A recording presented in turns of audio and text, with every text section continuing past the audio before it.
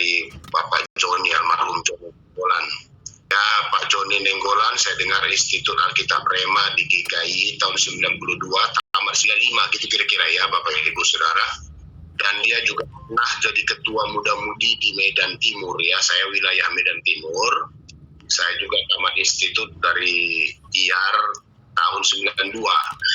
Jadi tahun 89 saya masuk institut ya, dan saya tamat 92. Jadi kita genaplah firman Tuhan, ya kita merasakan apa yang dirasakan keluarga yang ditinggalkan. Roma 12 ayat 15 berkata, bersukacitalah dengan orang yang bersukacita, menangislah dengan orang yang menangis. Itu memang firman Tuhan. Jadi kita bisa merasakan dan meringankan beban lewat acara ini, menghibur keluarga yang ditinggalkan, khususnya juga yang hadir pada Zoom ini.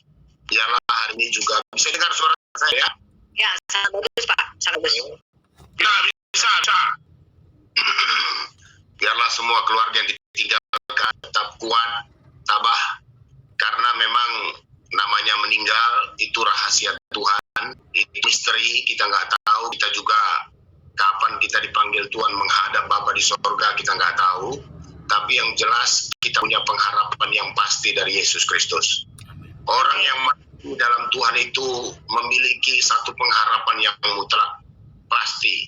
Itu yang membuat kita sukacita dari anak Tuhan. Ini yang membuat kita anak-anak Tuhan bergairah melayani Tuhan. Ini yang membuat kita tidak mundur dari pelayanan, karena kita tahu upah yang akan kita terima.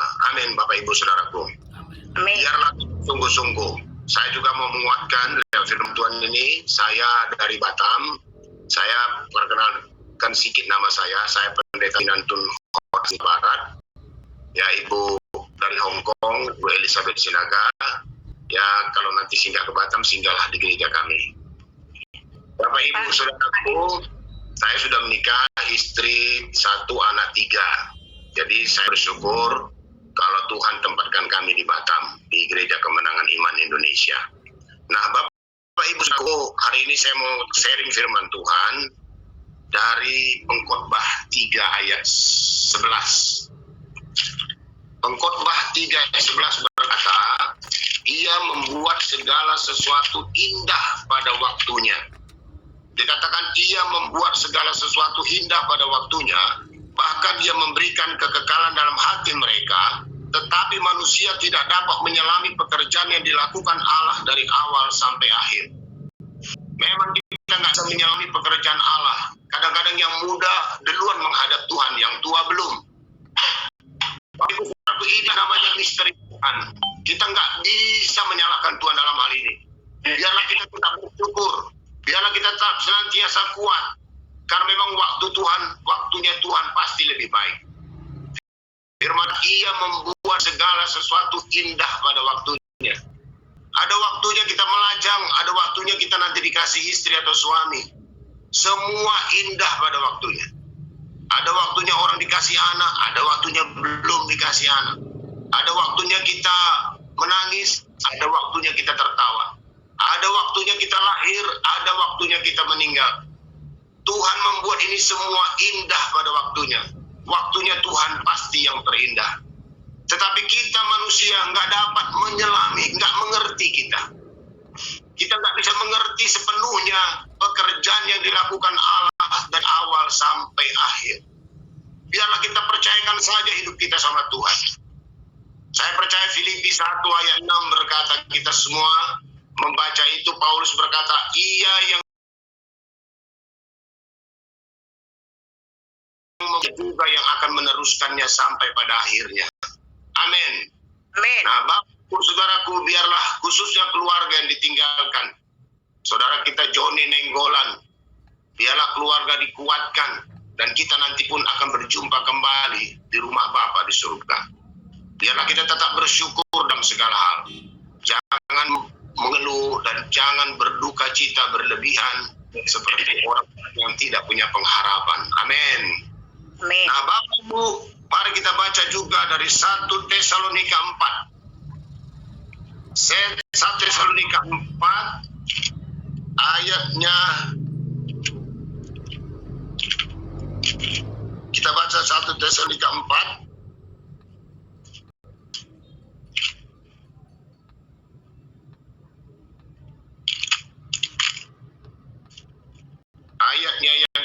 13 sampai ayat yang ke-18. Saya bacakan buat kita semua kedatangan Tuhan. Selanjutnya kami tidak mau saudara-saudara bahwa kamu tidak mengetahui tentang mereka yang meninggal, supaya kamu jangan berduka cita seperti orang-orang lain yang tidak mempunyai pengharapan. Karena jikalau kita percaya bahwa Yesus telah mati dan telah bangkit, maka kita percaya juga bahwa mereka yang telah meninggal dalam Yesus Kristus akan dikumpulkan Allah bersama-sama dengan Dia. Ini kami katakan kepadamu dengan firman Tuhan, kita yang hidup yang masih tinggal sampai kedatangan Tuhan sekali-kali tidak akan mendahului mereka yang telah meninggal. Sebab pada waktu tanda diberi, yaitu pada waktu yang penghulu dan sangkala Allah berbunyi, maka Tuhan turun dari surga, dan mereka yang mati dalam Kristus akan lebih dahulu bangkit. Sesudah itu kita yang hidup yang masih tinggal akan diangkat bersama-sama dengan mereka dalam awan menyongsong Tuhan di angkasa. Demikianlah kita akan selama-lamanya bersama-sama dengan Tuhan. Karena itu hiburkanlah seorang akan yang lain dengan perkataan ini. Dengan firman Tuhan ini, amin untuk firman Tuhan. Tuhan berjanji kita tidak akan pernah mendahului mereka yang telah meninggal dalam Tuhan. Memang Wahyu berkata, berbahagialah mereka yang mati dalam Tuhan. Kita bersyukur kalau orang meninggal dalam Tuhan itu akan dikumpulkan Bapa di sorga. Dan mereka akan beristirahat. Sebenarnya yang namanya meninggal itu sebenarnya pindah tempat saja. Firman Tuhan berkata, jadilah mereka, sehingga mereka bisa bersama-sama dengan Tuhan. Makanya di sini dihiburkan oleh Paulus dan firman Tuhan, mereka yang telah meninggal supaya kamu jangan berduka cita seperti orang lain yang tidak mempunyai pengharapan. Jangan kita berduka cita seperti orang lain yang tidak punya pengharapan. Karena kita tahu mati dalam Kristus itu adalah keuntungan. Paulus juga berkata hidup adalah Kristus dan mati adalah keuntungan. Kenapa kita katakan mati adalah keuntungan? Kita bisa istirahat dari jerih lelah kita. Kita nggak perlu lagi terbeban buat jiwa-jiwa. Kita nggak dituntut Tuhan lagi untuk berbuah. Kita nggak dituntut Tuhan lagi kerja keras. Kita bisa menikmati buah-buah kita selama kita hidup. Selama kita melayani Tuhan, biarlah waktu hidup ini kita gunakan melayani Tuhan sungguh-sungguh. Amin, Bapak Ibu Saudaraku. Amin. Sungguh-sungguh kita melayani karena besar upah yang menantikan kita. Amin. Biarlah waktu ini kita tetap kuat. Terlebih pada masa-masa sulit, masa-masa yang tidak menentu ini. Ya, di masa COVID-19 belum selesai. Di masa COVID-19 di daerah-daerah masih menyala. Dan saya dengar juga di Cina sekarang sudah ada lockdown lagi. Nah, Bapak Ibu Saudara ketika saudara, biarlah kita sungguh-sungguh menyerahkan hidup kita sama Tuhan. Kuatlah kita. Kalaupun kita mati, kita mengucap syukur karena kita mati dalam Tuhan. Amin. Amin. Amin. Saudara, karena jikalau kita percaya, ayat 14, bahwa Yesus telah mati dan telah bangkit, maka kita juga percaya juga bahwa mereka yang telah meninggal dalam Yesus akan dikumpulkan Allah bersama-sama dengan Dia. Ini kami katakan, kata Paulus, kita yang hidup yang masih tinggal sampai kedatangan Tuhan sekali-kali tidak akan mendahului mereka yang telah meninggal.